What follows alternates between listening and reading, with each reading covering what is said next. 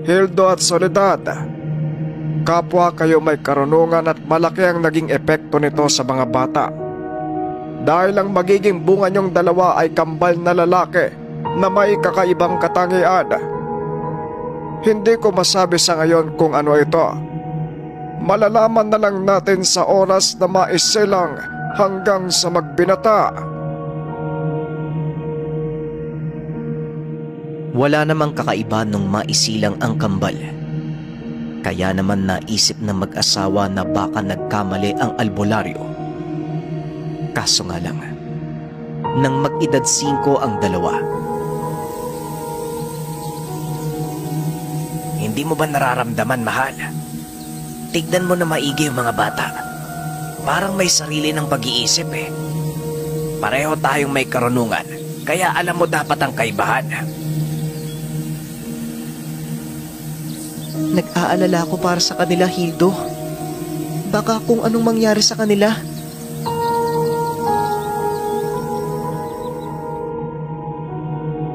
Habang lumalaki ang kambal, lula nila ang gabay ng mga magulang. Ngunit palaging hindi nagkakasundo ang dalawa.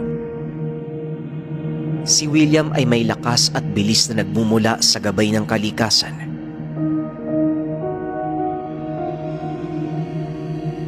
Habang si Wilson naman, buwan ang pinagkukunan ng lakas.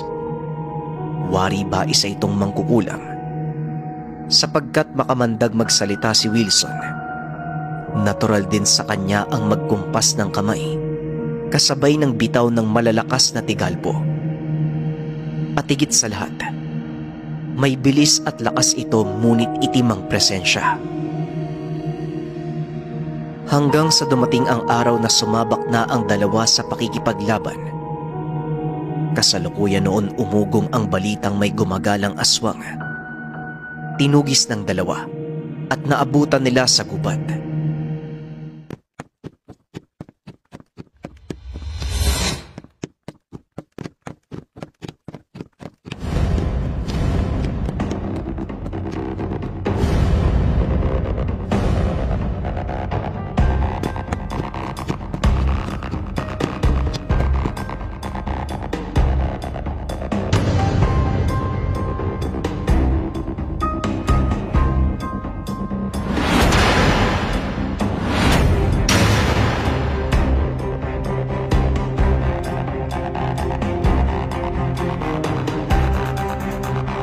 Maawa po kayo sa akin.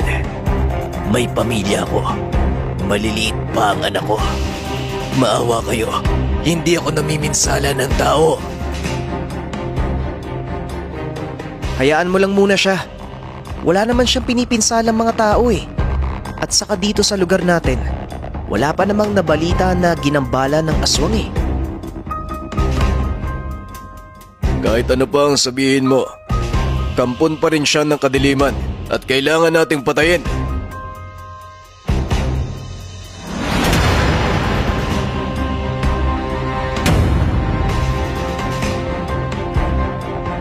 Teka, sabi ng wag mong patayin eh. O ikaw, aswang, umalis ka na. Huwag ka na magpapakita sa lugar ha. Napakapakialamero mo talaga. Ano bang sabi ni tatay? Kapag masama, kailangan nating patayin. Naiintindihan naman kita. Pero yung itsura niya lang yung masama oh. Yung pagkatao niya mabuti. Hindi naman siya namiminsala eh. Umuwi na nga tayo. Ano ba naman kayong dalawa? Lahat na lang ng bagay hindi kayo nagkasundo. Magkapatid kayo. Kayo dapat ang nagkakaintindihan. Ano bang problema? Kasi naipinatakas ko po yung aswang eh. Mabuti naman po siya eh. Hindi po namiminsala. Pero si Wilson, gusto niyang patayin. Kaya ayun, nagtalo po kami. Eh bakit kasi hindi kayo nagsabi na yun pala yung lakad nyo kanina? Eh di sana nagabayan kayo. Hindi bueno. Anak Wilson, tama lang ang naging desisyon ng kapatid mo. Ano bang sinabi namin ng tatay niyo mula pa nung maliit kayo? Gamitin ang katangian sa kabutihan. Lipunin ang masama, pero hindi ibig sabihin nun, hindi niyo naaaralin kung masama ba ang nilalang o hindi. Kaya kayo binigyan ng utak upang gamitin. Diyan kayo hindi nagkakasundo eh. Matuto kayong irespeto ang opinyon ng bawat isa. Kung sino ang tama, yun ang susundin. Sa kabila ng lahat, hindi pa rin nagkasundo ang dalawa. Sa lahat ng sitwasyon, nananaig kay Wilson na patayin ang isang nilalang. Hindi na kailangan pang bigyan ng pangalawang pagkakataon dahil hindi na ito magbabago. Samantala, palagi naman siyang pinipigilan ng kambal. Sa ngayon, huwag ka nang makikialam. Pagbigyan mo ko sa gusto kong gawin, papatayin ko siya. Hindi na natin kailangan pang bigyan niya ng pangalawang pagkakataon. Hindi na magbabago to eh. Ang sabi niya, gusto niyang magbago. Narinig mo naman yung sinabi niya, di ba? At saka markado na natin yan. Kapag hindi siya sumunod, madali natin siya matatagpuan. Pakawalan mo na. Ikaw sumusobra ka na. Kung hindi lang kita kapatid, matagal na kitang pinatay.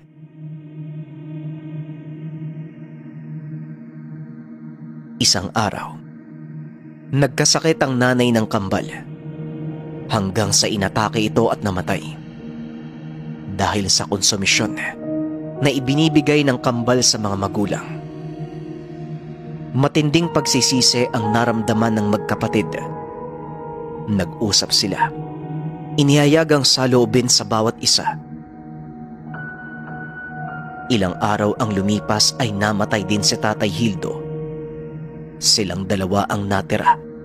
Wala nang gagabay sa kambal. Ganun pa rin. Hindi pa rin nagkakasundo. Hanggang sa hindi na lang nagkibuan ang dalawa.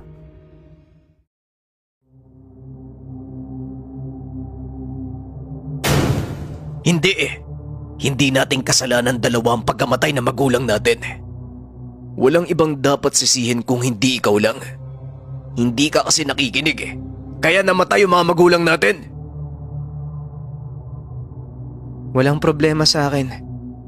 Kung iniisip mong ako ang may kasalanan, tatanggapin ko. Mapanatag lang yung isipan mo.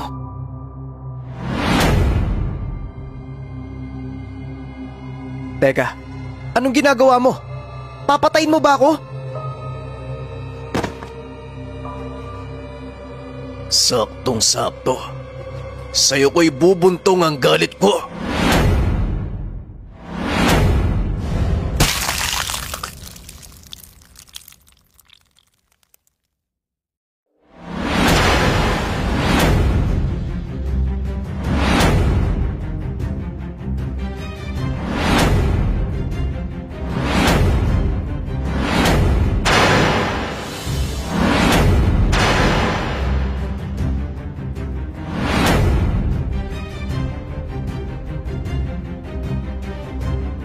Huwag mo akong patayin, maawa ka.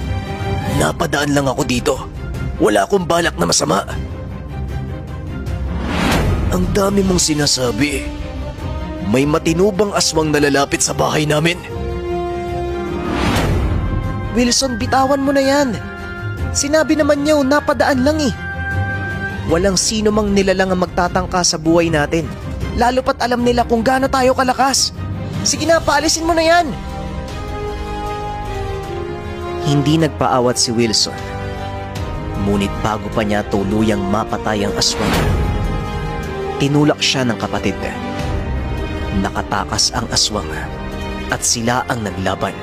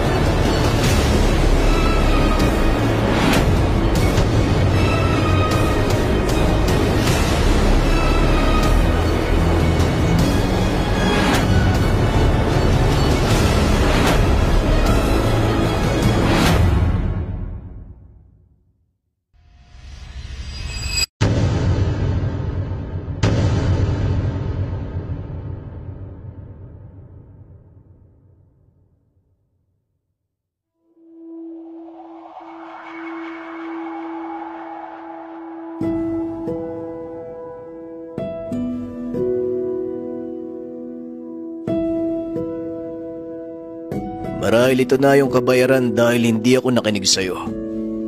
Kinuha na ni nanay at tatay yung lakas natin. Pasensya ka na ha. Tama ka din naman eh. Bakit pa bibigyan ng pangalawang pagkakataon?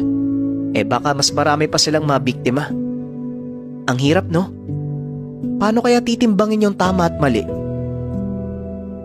Hindi ko din alam pero sa palagay ko, sa bawat sitwasyon, kailangan pag-isipang mabuti ang gagawin. Kaya mahalagang nagkakasundo tayo Kailangan ng dalawang panig upang makita kung ano nga ba ang tama at mali. Pero sa ngayon, masaya na akong ganito. Nawala man ang mga katangian natin, pero nararamdaman ko, nariyan pa rin si nanay at tatay, patuloy na gumagabay sa ating dalawa.